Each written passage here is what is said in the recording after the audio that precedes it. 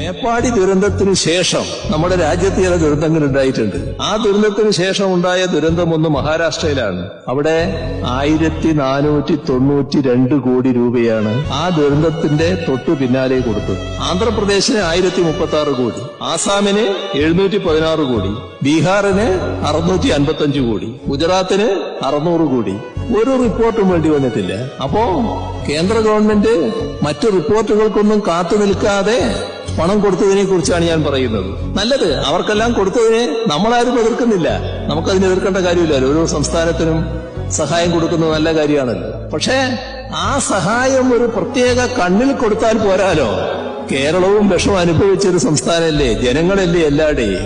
കേരളത്തിലേതായാലും മഹാരാഷ്ട്രയിലായാലും ആന്ധ്രാപ്രദേശിലായാലും ആസാമിലായാലും ബീഹാറിലായാലും ഗുജറാത്തിലായാലും എല്ലാം ഇന്ത്യയുടെ മക്കളല്ലേ, ഇന്ത്യക്കാരല്ലേ. ഈ കേരളം ഇന്ത്യക്ക് പുറത്താണോ? കേരളത്തിന് അർഹതപ്പെട്ട സഹായം നൽകണ്ടേ? നമ്മളിതൊരു യാചനയായി ചോദിക്കുന്നതല്ല, നമ്മുടെ ഒരു അവകാശമാണത്. സംസ്ഥാന ഗവൺമെന്റ് വീണ്ടും സമീപിക്കും. കാരണം ഈ രാജ്യത്തിന്റെ ഭാഗമല്ലേ നമ്മൾ. ഇത്തരം ആവശ്യങ്ങൾ ചോദിക്കേണ്ടത് സംസ്ഥാന ഗവൺമെന്റ് ബാധ്യതയാണല്ലോ.